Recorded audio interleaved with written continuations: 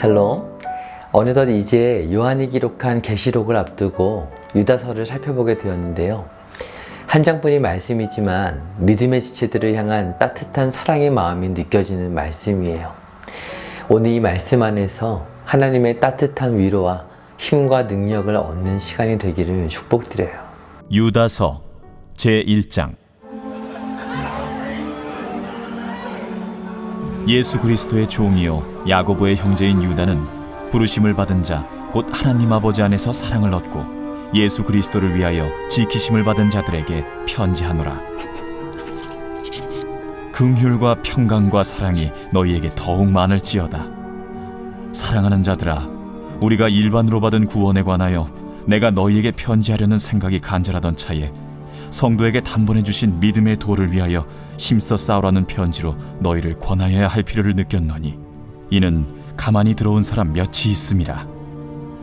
그들은 옛적부터 이 판결을 받기로 미리 기록된 자니 경건하지 아니하여 우리 하나님의 은혜를 도리어 방탕한 것으로 바꾸고 홀로 하나이신 주제 곧 우리 주 예수 그리스도를 부인하는 자니라. 너희가 본래 모든 사실을 알고 있으나 내가 너희로 다시 생각나게 하고자 하노라. 주께서 백성을 애굽에서 구원하여 내시고 후에 믿지 아니하는 자들을 멸하셨으며 또 자기 지위를 지키지 아니하고 자기 처소를 떠난 천사들을 큰 날의 심판까지 영원한 결박으로 흑암에 가두셨으며 소돔과 고모라와 그 이웃 도시들도 그들과 같은 행동으로 음란하며 다른 육체를 따라가다가 영원한 불의 형벌을 받음으로 거울이 되었느니라. 그러한데 꿈꾸는 이 사람들도 그와 같이 육체를 더럽히며 권위를 업신여기며 영광을 비방하는도다. 천사장 미가엘이 모세의 시체에 관하여 마귀와 다투어 변론할 때에 감히 비방하는 판결을 내리지 못하고 다만 말하되 주께서 너를 꾸짖으시기를 원하노라 하였거늘 이 사람들은 무엇이든지 그 알지 못하는 것을 비방하는도다. 또 그들은 이성없는 짐승같이 본능으로 아는 그것으로 멸망하느니라. 화 있을진저 이 사람들이여, 가인의 길에 행하였으며 삭슬 위하여 발람의 어그러진 길로 몰려갔으며 고라의 패역을 따라 멸망을 받았도다. 그들은 기탄 없이 너희와 함께 먹으니 너희의 애찬의 암초요 자기 몸만 기르는 목자요 바람에 불려가는 물 없는 구름이요 죽고 또 죽어 뿌리같이 뽑힌 열매 없는 가을나무요 자기 수치의 거품을 뿜는 바다의 거친 물결이요 영원히 예비된 캄캄한 흑암으로 돌아갈 유리하는 별들이라. 아담의 7대손 에녹이 이 사람들에 대하여도 예언하여 이르되 보라, 주께서 그 수만의 거룩한 자와 함께 임하셨나니 이는 무사람을 심판하사 모든 경건하지 않은 자가 경건하지 않게 행한 모든 경건하지 않은 일과 또 경건하지 않은 죄인들이 주를 거슬러 한 모든 완악한 말로 말미암아 그들을 정죄하려 하심이라 하였느니라. 이 사람들은 원망하는 자며 불만을 토하는 자며 그 정욕대로 행하는 자라. 그 입으로 자랑하는 말을 하며 이익을 위하여 아첨하느니라. 사랑하는 자들아, 너희는 우리 주 예수 그리스도의 사도들이 미리 한 말을 기억하라. 그들이 너희에게 말하기를 마지막 때에 자기의 경건하지 않은 정욕대로 행하며 조롱하는 자들이 있으리라 하였나니 이 사람들은 분열을 일으키는 자며 육에 속한 자며 성령이 없는 자니라. 사랑하는 자들아, 너희는 너희의 지극히 거룩한 믿음 위에 자신을 세우며 성령으로 기도하며 하나님의 사랑 안에서 자신을 지키며 영생에 이르도록 우리 주 예수 그리스도의 긍휼을 기다리라. 어떤 의심하는 자들을 긍휼히 여기라. 또 어떤 자를 불에서 끌어내어 구원하라. 또 어떤 자를 그 육체로 더럽힌 옷까지도 미워하되 두려움으로 긍휼히 여기라. 능히 너희를 보호하사 거침이 없게 하시고 너희로 그 영광 앞에 흠이 없이 기쁨으로 서게 하실리 곧 우리 구주 홀로 하나이신 하나님께 우리 주 예수 그리스도로 말미암아 영광과 위엄과 권력과 권세가 영원 전부터 이제와 영원토록 있을지어다. 아멘. 오늘 말씀 1절을 보면 유다서를 기록한 인물과 그 대상에 대하여 알 수 있는데요. 말씀을 보니 예수 그리스도의 종이요 야고보의 형제인 유다는 이라고 되어 있어요. 야고보의 형제인 유다, 누구일까요? 네, 예수님의 가족이었던 야고보와 유다예요. 야고보에 대해서는 사도행전 12장에서 예수님의 제자였던 야고보가 순교한 이후로 예수님의 형제 야고보는 어떤 수식어나 소개 없이 야고보라고 표현되곤 했는데요.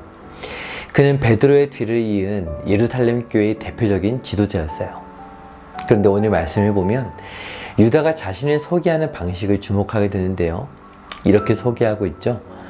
예수 그리스도의 종 야고보의 형제인 유다는 이라고요.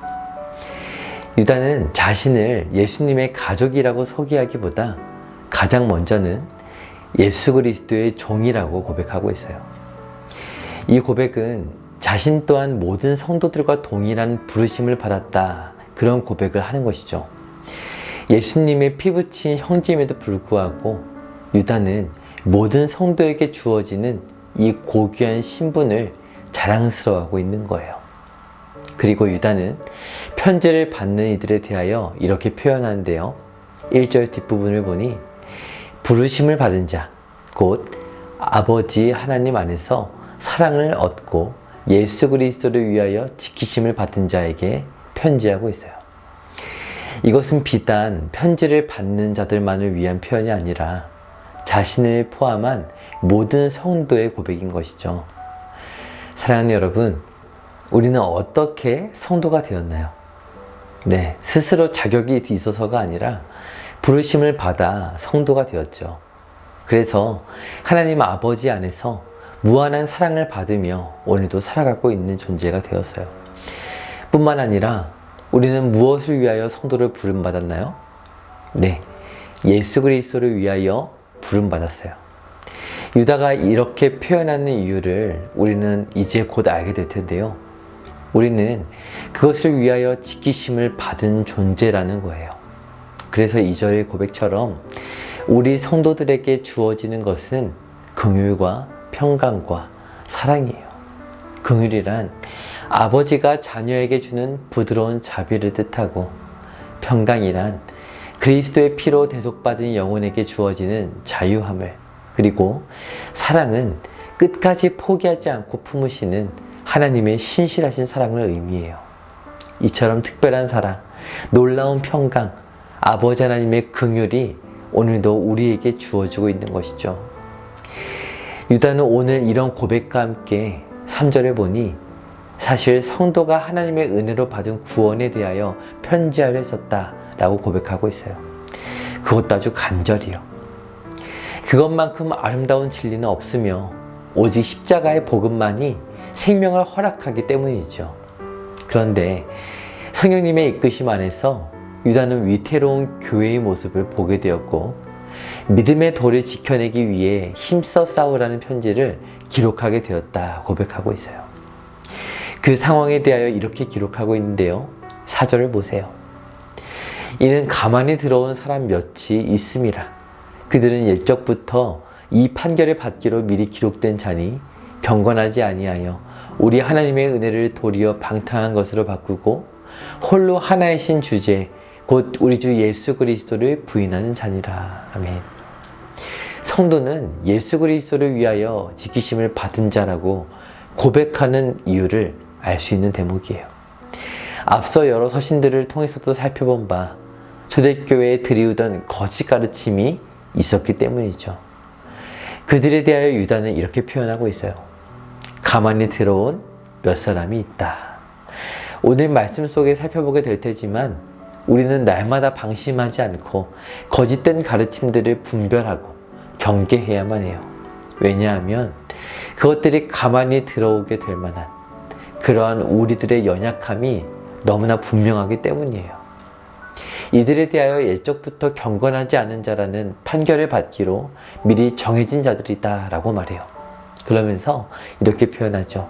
그들은 우리 하나님의 은혜를 도리어 방탕한 것으로 바꾼다는 거예요. 여러분, 우리에게 주신 구원의 은혜가 방탕하라고 주신 걸까요? 그렇지 않죠. 죄와 사망에서 노임을 받은 우리들은 이루 형언할 수 없는 자유와 평강을 누리며 살게 되었어요. 하지만 다 끝난 게 아니죠. 이제 거룩한 신분에 맞도록 경건의 능력을 배우게 하셨어요. 그런데 그 과정에 있는 우리를 결코 가만두지 않고 빈틈을 비집고 들어오는 사탄의 집요함이 있는 거예요. 그 방식이 바로 방탕함이에요. 이것은 참 부끄러운 사람의 죄성이에요. 사람은 누리게 되면 그 귀중함을 잘 느끼지 못하게 되죠. 그러므로 우리는 반드시 기억해야 해요. 우리는 매 순간 은혜의 방식과 세상의 방식을 선택할 수 있는 자유가 있으며 거기에는 늘 책임이 뒤따른다는 사실이에요. 오늘 우리 삶에 펼쳐진 수많은 선택들 앞에서 하나님의 은혜를 따르는 선택을 하시길 바라요. 그래서 당시 초대교회에 가만히 들어온 자들은 이것을 부인한 것이죠. 그들은 홀로 하나이신 주제, 곧 우리 주 예수 그리스도를 부인하는 자였어요. 여기서 주제라는 표현은 절대적인 통치자를 뜻하는 표현인데요. 만군의 여호와라는 구약의 표현과도 같은 표현인데 사도행전 4장의 말씀을 보면 예수 그리스도는 대주제이시다 라고 선포하고 있어요. 만물을 지으셨을 뿐 아니라 그 모든 것들을 진두지휘하시는 여호와 하나님에 대한 표현, 이것이 바로 주제라는 표현이에요. 하지만 이러한 믿음을 정면으로 대적하며 흔드는 시도가 당시 교회에 있었던 거예요. 그런데 그러한 시도는 사실 새로운 것이 아니었어요. 5절부터 16절에서 유다는 거짓 선생들을 위해 예비된 심판이 있었고 옛적부터 심판의 기초를 세우신 하나님의 말씀을 열거하기 시작해요. 여러분, 하나님의 백성들은요, 애굽에서 구원을 얻은 이후에 늘 하나님을 대적하는 자들을 마주해 왔어요. 하지만 하나님은 때마다 어떻게 하셨나요?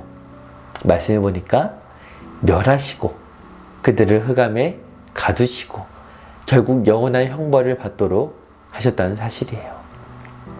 사랑하는 여러분, 은혜는 물론 너무나 고상하고 고귀하며 누구도 넘볼 수 없는 하나님의 선물이에요. 그런데 이것을 무너뜨리고 싶어하는 악한 대적이 있다는 것을 우리는 반드시 기억하고 대비해야만 하는 것이죠. 유다는 이들에 대하여 이렇게 표현해요. 8절을 보세요. 그러한데 꿈꾸는 이 사람들도 그와 같이 육체를 더럽히며 권위를 업신여기며 영광을 비방하는도다. 이 악한 사람들은 꿈꾸는 사람들이다 라는 거예요. 무엇을 꿈꾸는가? 육체에 대한 그릇된 믿음을 꿈꾸는 거예요. 영지주의자들이 그러했죠. 영혼이 구원을 얻는 것이지 육체는 아무 쓸모없는 거야. 그러니 함부로 다뤄도 아무 문제 없어. 이렇게 그릇된 꿈을 꾸면서 육체를 더럽히는 거예요. 뿐만 아니라 그릇된 가르침으로 인해 마땅한 질서와 권위를 업신여기며 합당한 영광을 비방해요. 그래서 10절을 보세요. 이 사람들은 무엇이든지 그 알지 못하는 것을 비방하는도다. 또 그들은 이성 없는 짐승같이 본능으로 아는 그것으로 멸망하느니라. 그들은 자신들이 꿈꾸지 못하는 거룩한 진리에 대하여 알지 못함에도 불구하고 비방해요. 그 근거가 무엇일까요?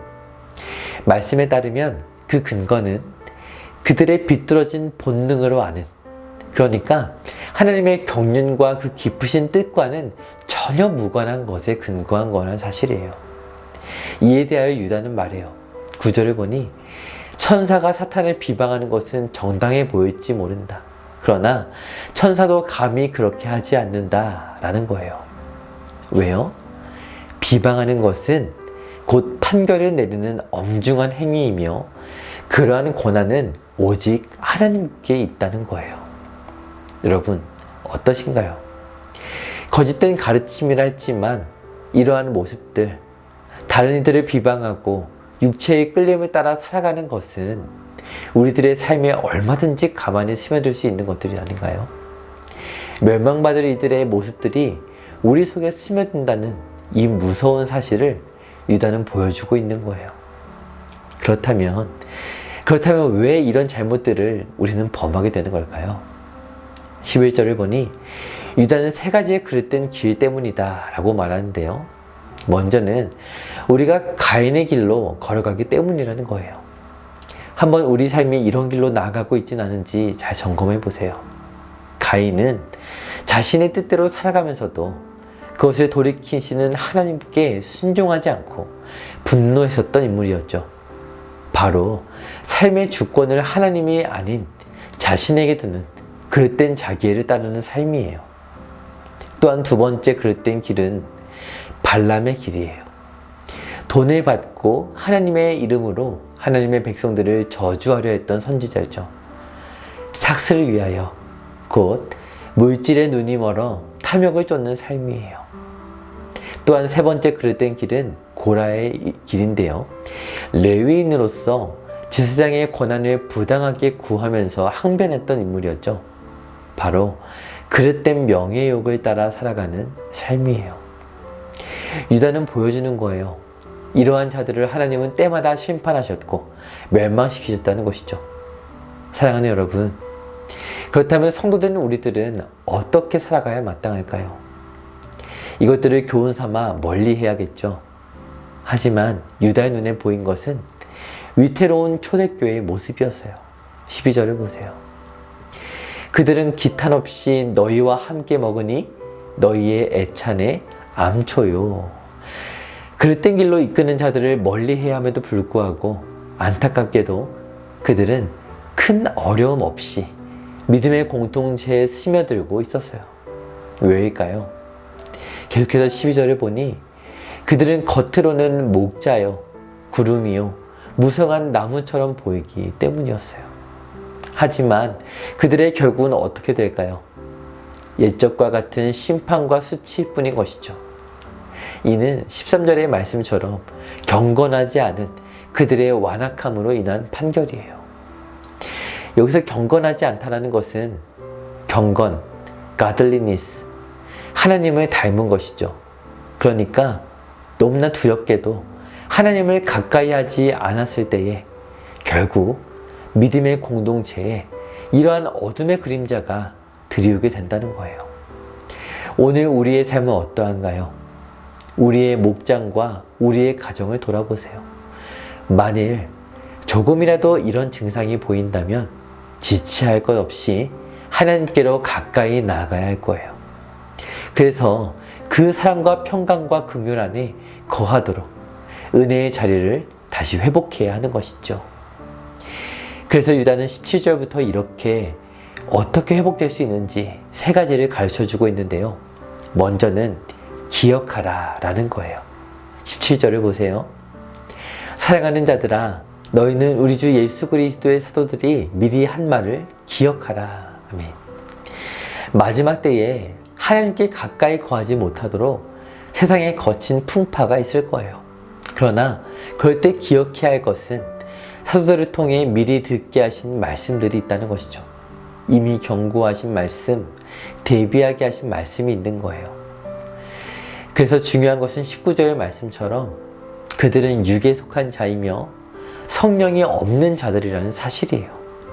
하나님의 생명으로부터 끊어져 있기에 메마르고 황폐한 그 심령에는 어떠한 사랑도 평강도 긍휼도 있을 수 없는 것이죠. 그러니 하나님의 통치 안에 있는 우리는 이 은혜를 더욱 귀히 여기며 더욱 우리 영혼의 회복의 기회로 삼아야 할 거예요. 그리고 우리는 어떻게 회복할 수 있는가? 두 번째로 힘써 싸우라는 거예요. 20절을 보세요. 사랑하는 자들아, 너희는 너희의 지극히 거룩한 믿음 위에 자신을 세우며 성령으로 기도하며. 사랑하는 여러분, 거룩한 믿음을 가지셨나요? 그렇다면 그 믿음 위에 자신을 세우세요. 성령님이 여러분 안에 함께 거하시나요? 그렇다면 성령으로 기도하세요. 21절을 보니까 또 이렇게 권면하고 있어요. 하나님의 사랑 안에서 자신을 지키며 영생에 이르도록 우리 주 예수 그리스도의 긍휼을 기다리라. 아멘. 하나님의 사랑을 받았다면 그 안에서 자기 자신을 힘써 지키라는 것이죠. 그러면 마침내 우리 주님께서 심판주로 다시 오실 그날이 곧 이를 것이다 라는 거예요. 그리고 우리 영혼을 어떻게 회복할 수 있는가? 세 번째는 긍휼을 기다릴 뿐 아니라 베풀라는 거예요. 누구에게 베풀까요? 22절을 보니까 어떤 의심하는 자들을 긍휼히 여기라. 이뿐만이 아니죠. 23절도 보세요. 또 어떤 자를 그 육체로 더럽힌 옷까지도 미워하되 두려움으로 긍휼히 여기라. 아멘. 불 가운데 있는 자에게 그릇된 가르침으로 고통당하고 있는 자를 긍휼히 여기라 말씀하고 있어요. 왜냐하면 육체로 더럽힌 옷, 즉 그러한 삶의 방식은 분별하고 멀리해야만 하지만 두려움으로 긍휼히 여기라. 즉 죄는 미워해야 하지만 그들의 영혼은 건져내야 할 긍휼의 대상이라는 것이죠. 이처럼 우리가 기억하고 힘써 싸우며 긍휼을 베풀 수 있는 힘의 원천은 어디에 있을까요? 오늘 유다는 너무나 아름다운 믿음의 고백으로 편지를 마치고 있는데요. 함께 한번 읽어보면 좋겠어요. 24절부터 읽겠습니다. 시작. 능히 너희를 보호하사 거침이 없게 하시고 너희로 그 영광 앞에 흠이 없이 기쁨으로 서게 하실 이 곧 우리 구주 홀로 하나이신 하나님께 우리 주 예수 그리스도로 말미암아 영광과 위엄과 권력과 권세가 영원 전부터 이제와 영원토록 있을지어다. 아멘. 사랑하는 여러분, 우리가 오늘 하루 이미 받은 말씀 안에 거하며 거룩한 믿음 위에 서서 기도하는 하루 되시길 바라요. 하나님의 사랑 안에서 스스로를 지켜내고 끊임없는 긍휼을 베풀 때 지치는 순간이 분명히 올 거예요.